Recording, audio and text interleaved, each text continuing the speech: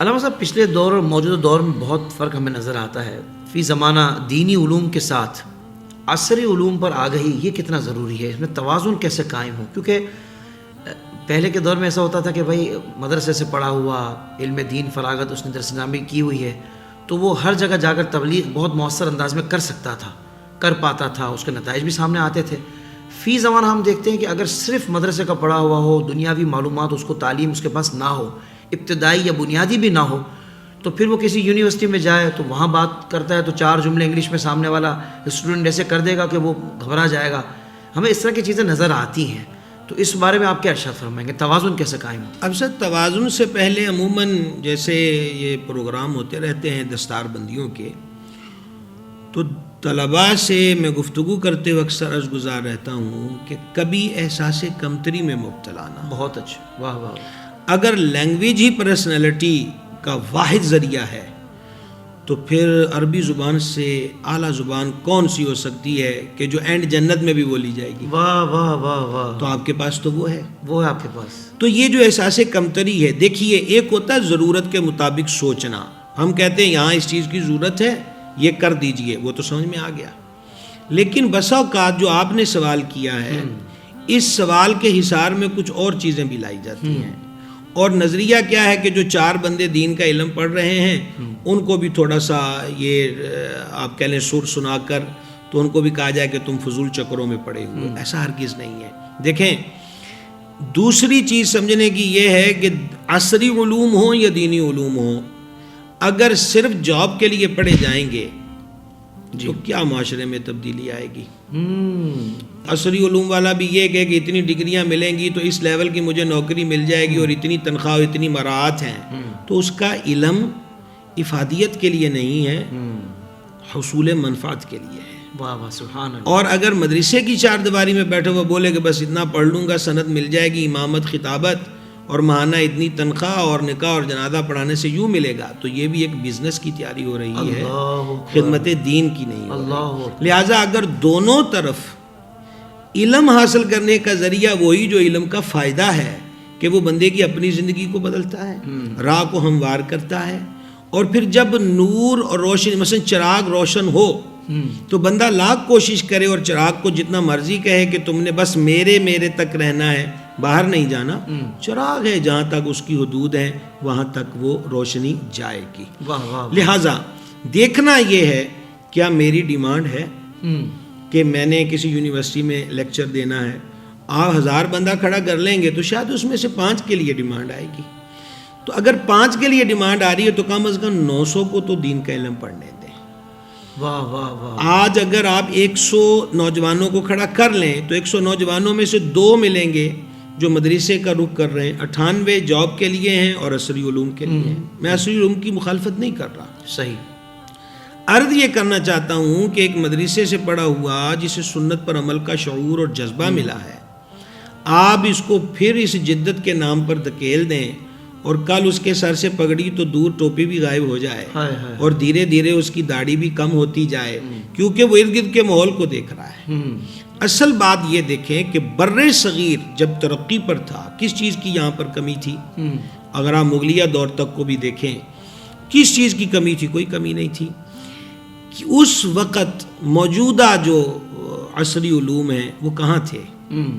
دہلی کے اندر 1000 مدرسہ تھا، اور لارڈ میکالے نے جو انگلستان میں رپورٹ بھیجی اس 1000 مدرسے کی، اس نے واضح طور پہ لکھا کہ یہ جو مدارس دینیہ دہلی میں قائم ہیں ان کا نظام تعلیم اور ان کا منظم ہونا کسی صورت بھی آکسفورڈ یونیورسٹی سے کم نہیں ہے.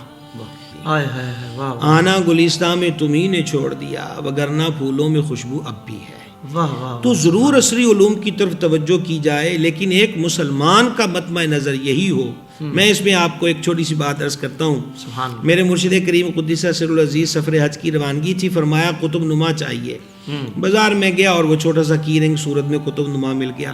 حج سے واپس تشریف لائے، دست بوسی قدم بوسی کو حاضر ہوا تو فرمان لگے بھئی آپ کے قطب نما نے بڑا فائدہ دیا، جہاں بھی گئے سمت قبلہ کا صحیح خبر دیتا رہا، جہاز میں بھی یہ بتاتا رہا کہ قبلہ کدھر ہے.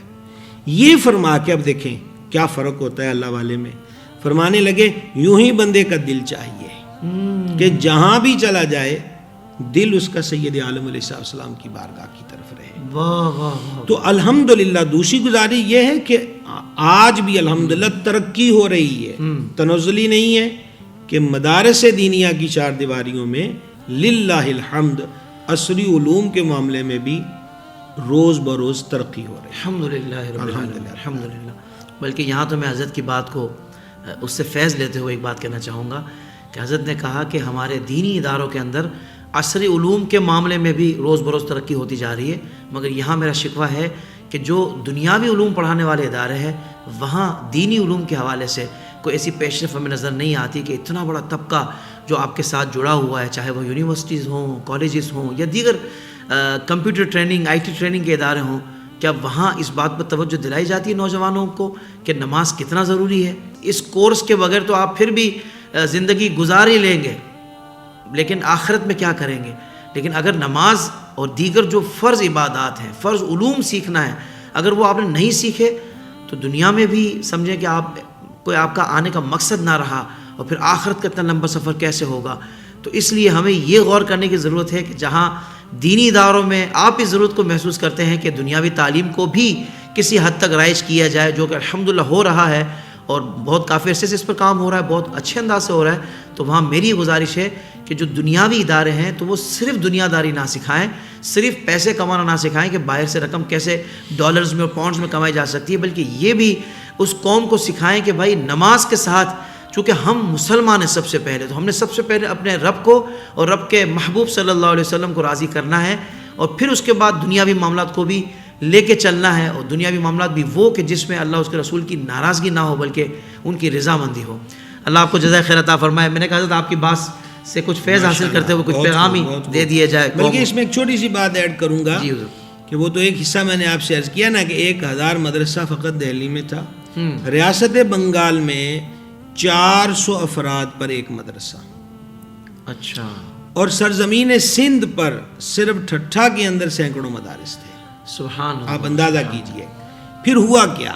وہ جو آپ نے ابھی بات ذکر کی, ہوا یہ ہے کہ اس وقت بھی درس نظامی 20 سال سے اوپر تھا, 25-26 سال, اور اس وقت کے درس نظامی میں بندہ جو پڑھ کے نکلتا تھا وہ خطاط بھی ہوتا تھا, حکیم بھی ہوتا تھا, بہترین واعظ بھی ہوتا تھا, اسے عربی, اردو, فارسی ان 3 زبانوں پر عبور بھی ہوتا تھا, اور وہی لوگ آگے دفاتر میں اور دیگر شعبوں میں کام کرتے تھے.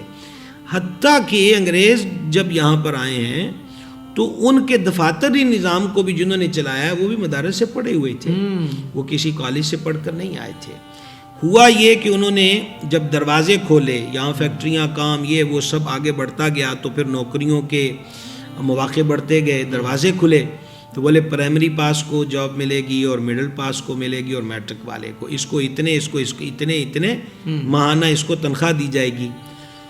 تو پھر کیا ہوا, ہائے غربت, اس نے غلبہ جمایا کہ وہاں 27 سال پڑھنے کے بعد کہیں جائیں گے, اور یہاں 5 پڑھ کر ہی چپراسی کی نوکری مل رہی ہے اور 8 پڑھ کر یہ مل رہی ہے. تو پھر آپ غور کر لیجئے جو میں نے پہلے گزارش کی کہ جب علم صرف جاب کے لیے تھا, آج حال ہمارا یہ ہے. اللہ. اور جب علم واقعی نور سمجھ کے نور پھیلایا جاتا تھا تو صورتحال مختلف. سبحان اللہ, سبحان اللہ.